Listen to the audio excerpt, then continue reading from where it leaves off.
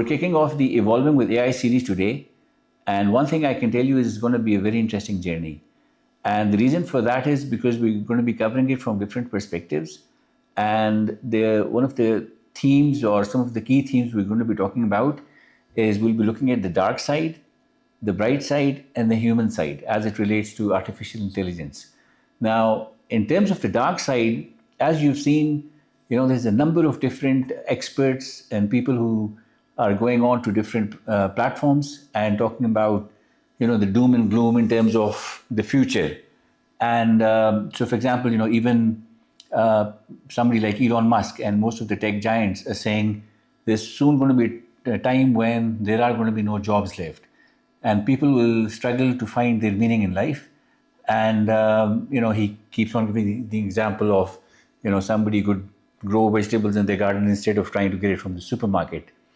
And and of course that will take people into potentially, if that happens, in an area where when people have nothing to do. So everything is then controlled by a very limited number of, let's say, people, or a very small force at the top, where people really are dependent on the state. And so one concept obviously is that, people will just be provided by something called a UBI, or Universal Basic Income. Now, Elon Musk tries to paint a picture of something positive by saying, it's going to be an age of abundance, and, everybody will have what they want. But essentially, it sort of looks more like a master-slave relationship, because when people are completely dependent on the state for their livelihood, then that's not a very good situation. So that is, one side of it. Now, there's a lot of people on the pragmatic side, and again, these are big business leaders and also people across the different spectrum of businesses and industries, and they're saying, this is more of a bubble. There's too much hype right now, because when you actually go on to deploy these systems in the organizations, there's a very high cost involved, and it's really slow to get them moving in the right direction.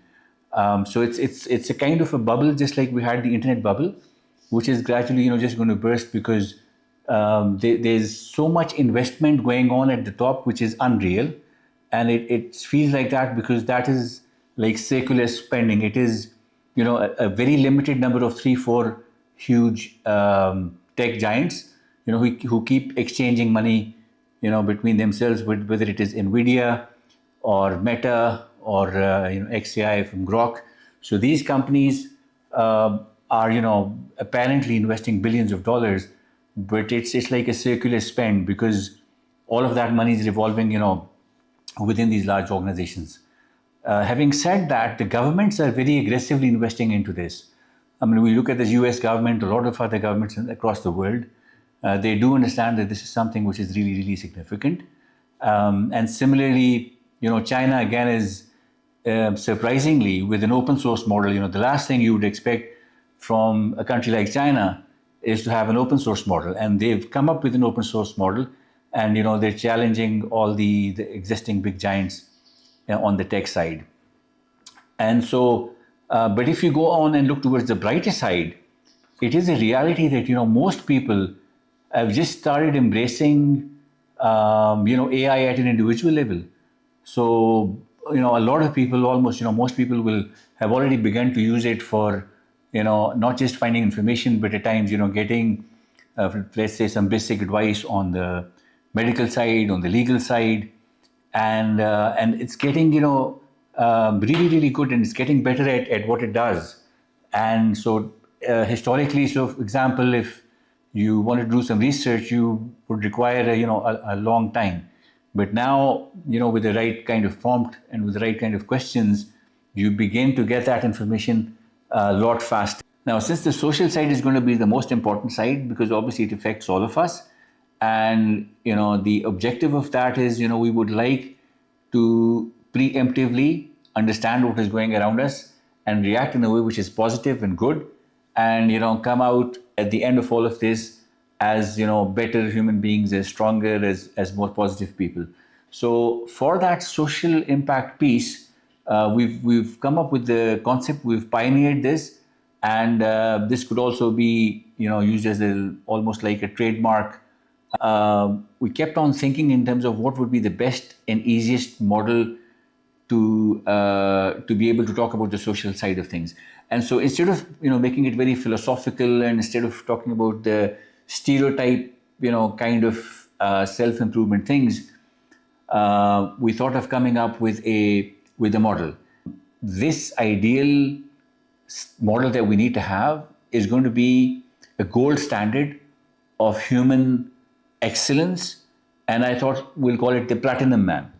That is why it's really important, sort of to preserve the standard in its originality. And any changes that take place, we'll be sharing it with you. So, in a very short essence or description of the Platinum Man is, this is a person who's got a heart of gold, and who's got a spirit of steel, and who's a force for good.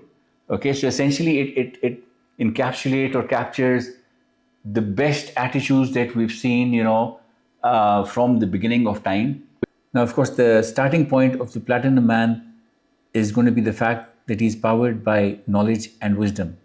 And what that really means is that he loves to learn and is open to being corrected. He is objective and not biased. And of course, these are all major things that we'll keep on discussing in different sessions. He's a truth seeker, and he does not easily fall for narratives because he understands how they're formed.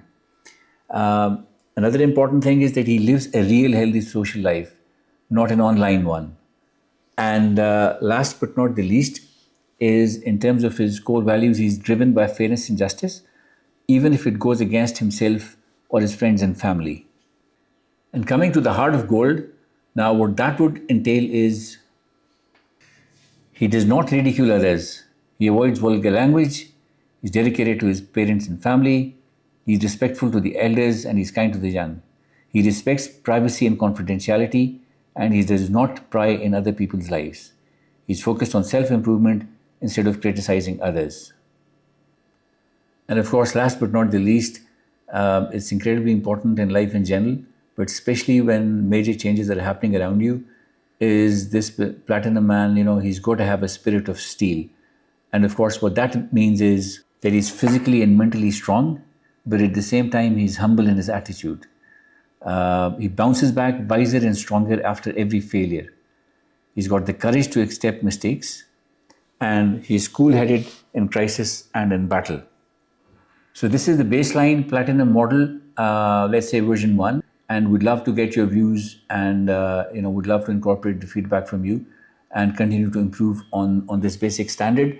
So when we talk about social impact, in terms of what needs to be done in this ever-changing landscape, it's we've got an easy reference to go back to.